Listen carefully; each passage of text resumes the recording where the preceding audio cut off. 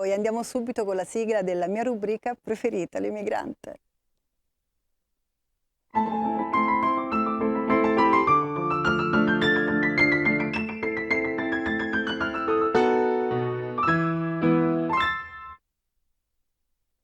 Lei arriva da un piccolo paesino della Brianza e tante cose messe insieme, veramente ci vorrebbero 2 o 3 puntate per raccontare una vita intensa, molto importante, e soprattutto una scrittrice, ma anche un'attrice, una drammaturga e tante cose. E qui con noi Alida Castagna.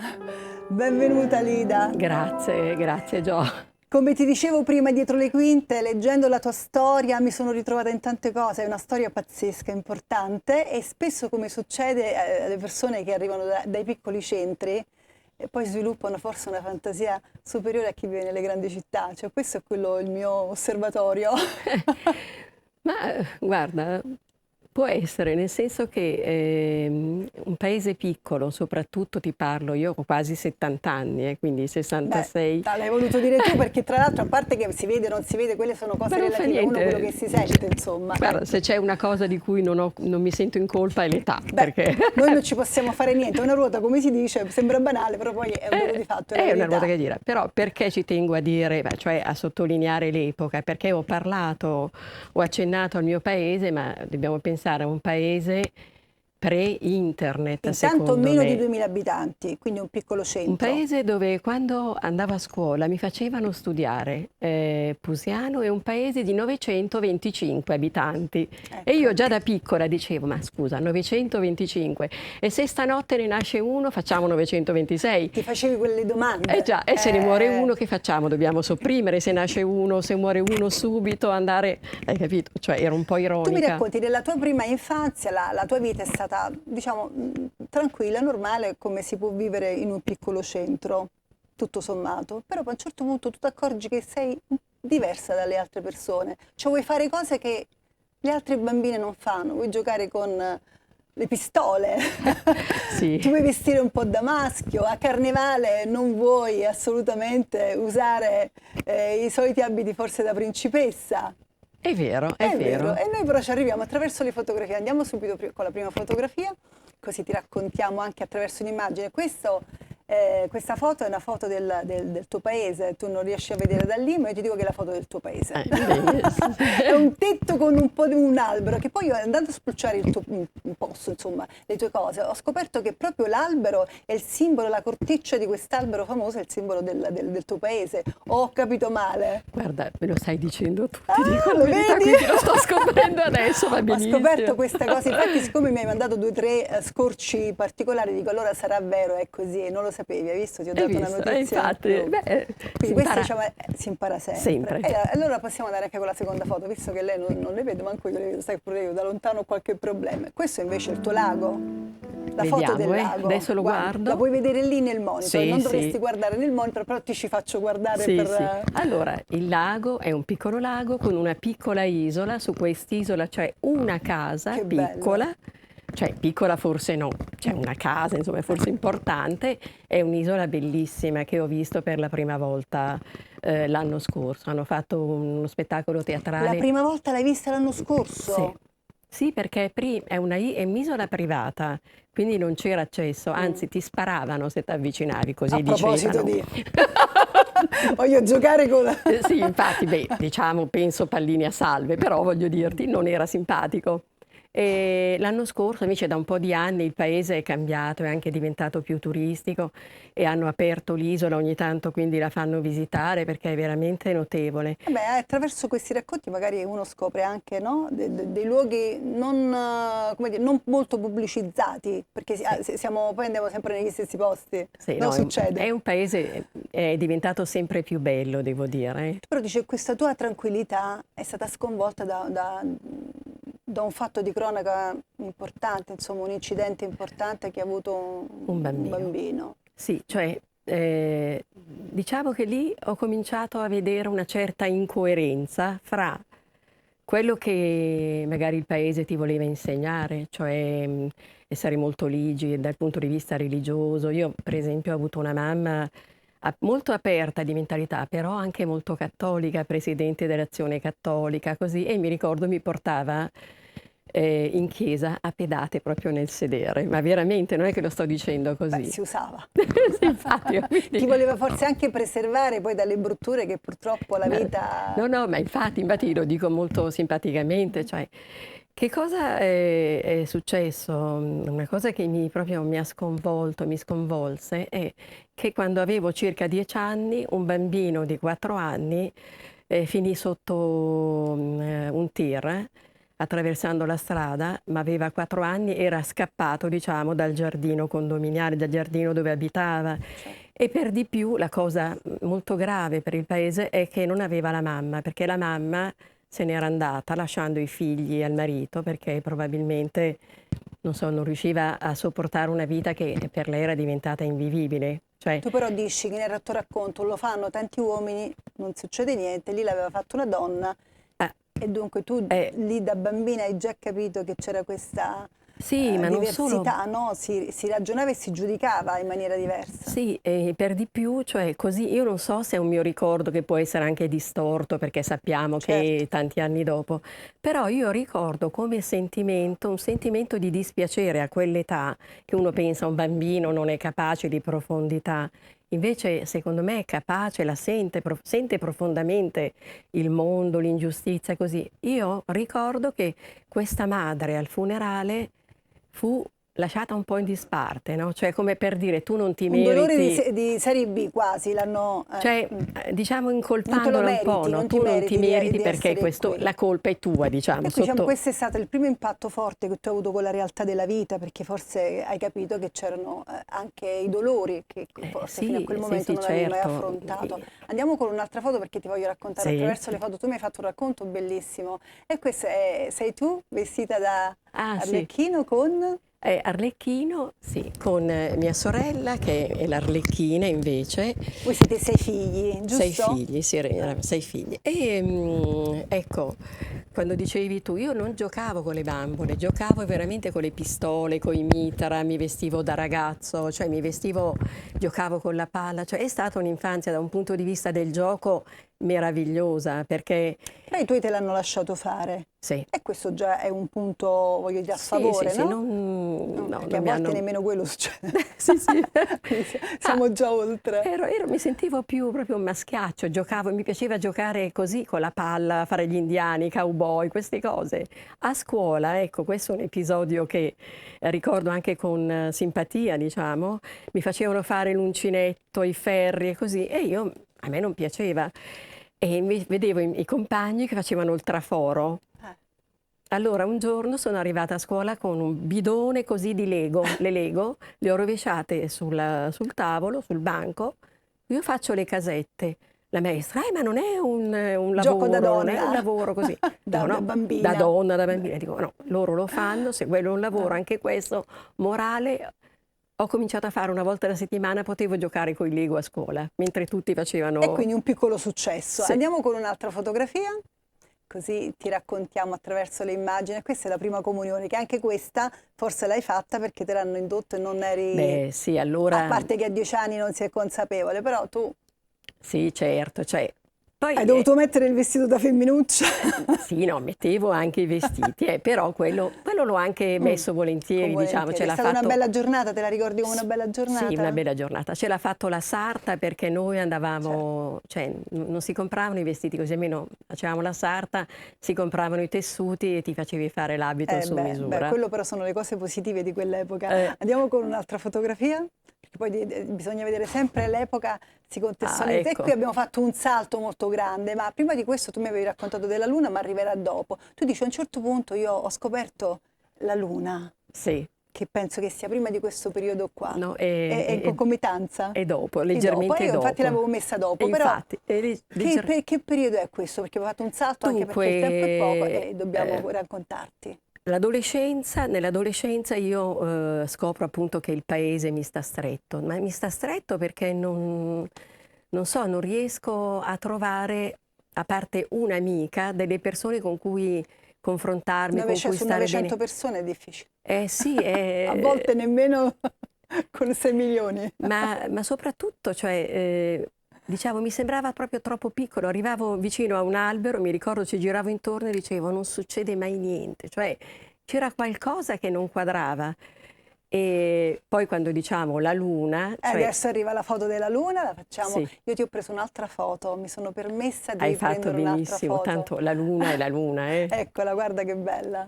Ah, bellissima. Hai scoperto la luna, in che senso? Cioè, ti ho detto, ho scoperto la luna nel senso di Ciaula scopre la luna. Quando Ciaula esce e scopre la luna è un momento meraviglioso.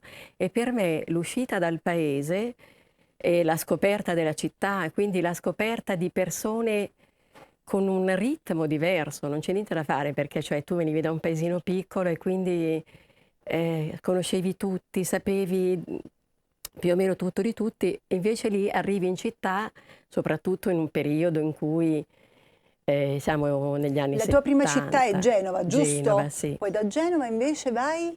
Da Genova, poi sono stata a Milano.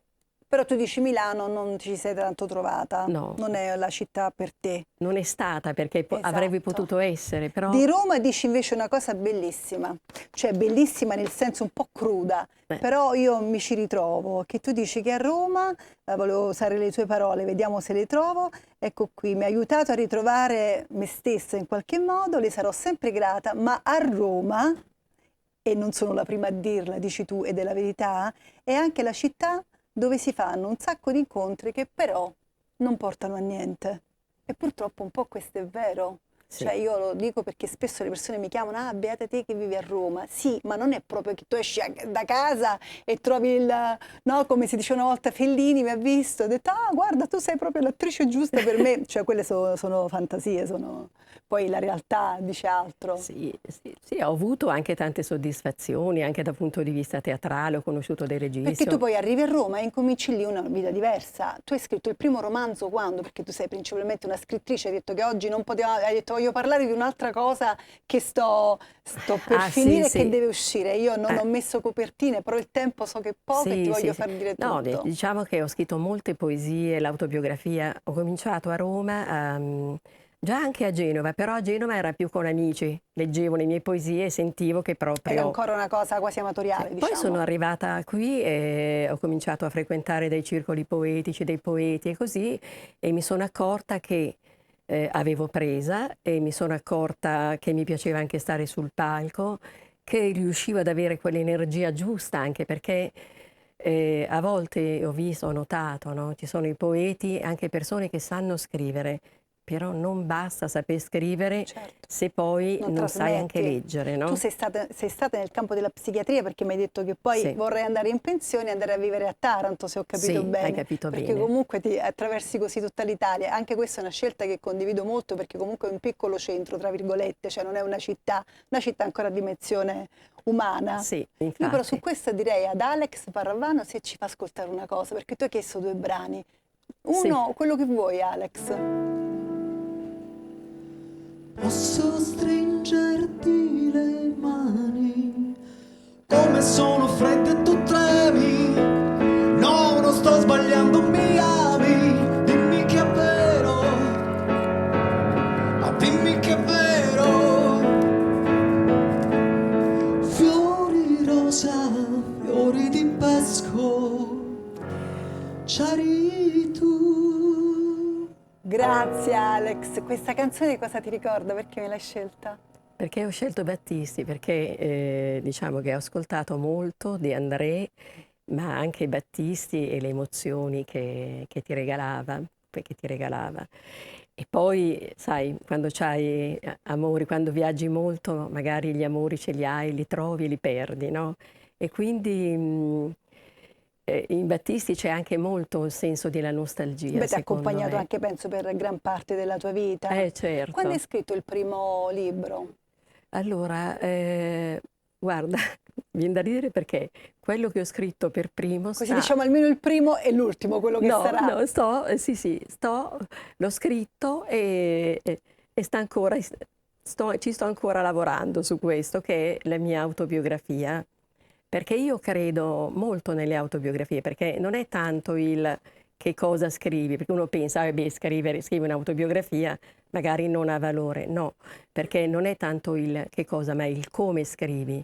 Se tu hai delle cose che li hai, cioè hai diciamo, fatto una vita fra virgolette, interessante, perché non si può dire che la tua è interessante e le altre no. Cioè, anche il modo di raccontare, quello che dicevamo è prima. il come, cioè E poi tra l'altro tu da quello che mi hai scritto mi hai già appassionato cioè, così. è il Perché come scrivi, comunque il come mi hai tenuto racconti. bloccata per molto tempo vicino al computer a sì, leggerti. Beh, cioè, è fa il piacere. punto di vista, è quello che tu riesci a vedere, perché la realtà A cogliere tante sfaccettature che magari un altro non coglie, perché ha un'altra sensibilità, magari è bravo a cucinare, fa un'altra cosa. sì, no, infatti è il modo in cui vedi, soprattutto, prima vedi e poi il modo in cui racconti, no? Cioè, E penso invece io. l'ultima fatica come si chiamerà?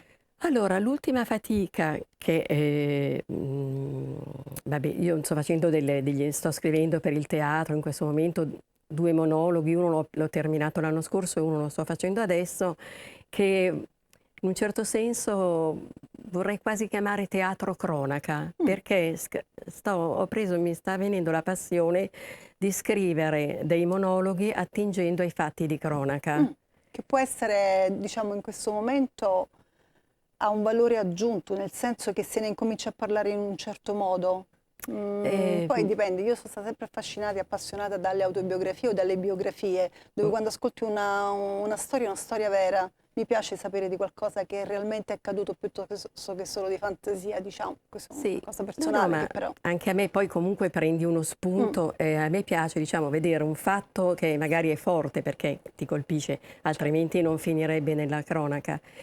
E allora, cioè, ti cominci a fare delle domande, è questo. E quindi queste domande ti portano, secondo me, a conoscere di più l'essere umano, l'anima, diciamo, della persona. C'è no? stata una Perché- domanda alla quale non sei riuscita a dare una risposta?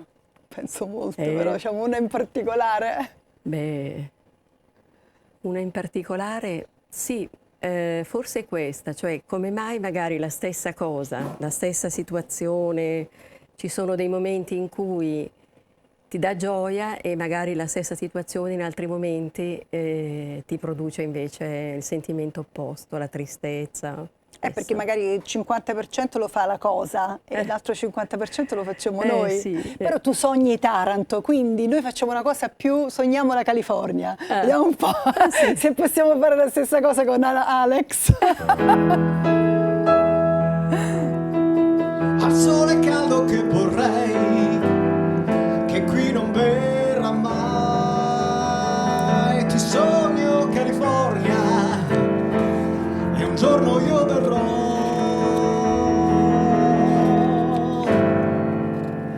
Grazie Alex, come mai mi hai scelto questo brano? Senti, ti voglio dire che ho trovato la domanda a cui non c'è risposta. Vedi? Adesso. Esatto, qual è? E cioè la domanda a cui non trovo risposta è: ma qual è la California? Quale California? Qual è? La tua è quella di Taranto. Perché è un sogno, no? Adesso è la California, chissà, deve rimanere California? Beh, poi ognuno ci mette quello di cui ha bisogno, secondo me. Tu mi hai portato qualcosa? Sì, allora, ti ho Perché portato... abbiamo, credo, proprio 5 minuti, però in questi 5 minuti io volevo far vedere cosa mi hai Allora, ti ho portato un augurio che mi fece un'amica tanti anni fa, realizzando questo... Che bello, un amico. molto bello. È un'amica, ecco. E poi... Questa è molto bella, ce l'avevamo anche nelle foto, però magari forse non riusciamo a vederla. È sempre, diciamo, è un omaggio a un'amica che così ha avuto Credi molto voglia... nell'amicizia? L'amicizia sì, per me è importantissima. E poi l'amicizia femminile anche, non so, trovo... Ci sono delle persone con cui ho veramente un'intimità e un'intesa straordinaria, bellissima. Mi fa curiosità, dove le tieni queste cose? Queste, a dirti la verità, una no, ce l'ho in vista, quella piccola invece sono andata a ripescarla. Perché di solito uno ha, che ne so, una scatola, una Infatti, volta, e noi si diceva casciaforte. Certo, scatolone. Cosa hai Senti, portato? io ti chiederei se posso. Sì, abbiamo Cioè, proprio pochi minuti, però se visto riusciamo che in ci 2 sono minuti pochi esatti, minuti, così abbiamo anche il tempo di un saluto. Allora, guarda. Queste sono tue poesie? Sì, cioè, aspetta perché... Faccio così. Vabbè, facciamo con comodo. Sì, facciamo così, con guarda. comodo. Questa non è proprio una poesia, ma è un qualcosa che dà il senso proprio perché siamo nella trasmissione L'Emigrante, no? Allora, perché uno si sposta, lasciando perdere magari, che ne so, queste necessità di oggi, la guerra, cioè, diciamo, ci sono degli spostamenti che nascono da andare verso o scappare da, no? Cioè vai verso un sogno o scappi da un incubo, da un qualcosa che non ti piace, no? Guarda, tu hai citato la guerra, a me come fa male facendo un programma in diretta e dover tacere su certi argomenti, tacere perché non è il mio ruolo, non è la trasmissione giusta, però io faccio una gran fatica a fare finta di niente, anche credo. sui social, tutti i giorni con i miei figli, faccio una gran fatica perché sembra una cosa impossibile nel 2023 vedere certe scene e qui mi taccio perché non è la trasmissione, non è il mio ruolo, voglio ascoltarti. Quindi vado con qualcosa di molto leggero, ma che vuole raccontare un po', adesso sono un po' cambiata, ma quello che è stato, che mi ha spinto a muovermi, no? Lungo le varie città, insomma, posti. Non posso vivere qui. Spostati, va altrove, ma dovunque è il qui. Il qui mi assale. Ieri era il qui, adesso è il qui, domani sarà il qui. Spostati, va altrove. Sono andata lì e di lì è diventato qui. Ogni volta che lo lascio, ritorna. Accetta il qui, rimani nel qui. Non posso vivere qui, ma il qui mi assale. Difenditi. Il qui è onnipresente, il qui è onnipotente. Non sarà per caso anche uno e trino? Non posso vivere qui. Bellissima, ti faccio questo applauso caloroso anche se non c'è, ma ritieniti abbracciata da tutti quanti. Ecco, li vedi, allora c'è, perché li vedevo assorti. Bellissima, questa quando l'hai scritta?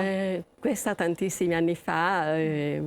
Forse tu scrivi tanto, vero? È una produzione... Sì, scrivo parecchio, mi piace, cioè la scrittura è proprio una mia passione. Anche terapeutica in qualche modo? Sì, anche, certamente, certamente. Beh, anche perché facendo anche il lavoro che hai fatto per tanti anni, in qualche modo ti devi anche, come dire, staccare.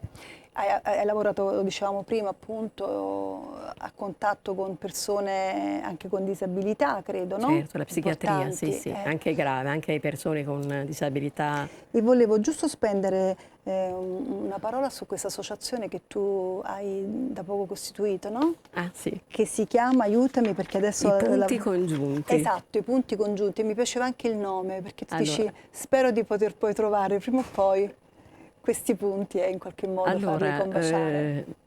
Taranto sarà la città dove io cercherò di congiungere i punti.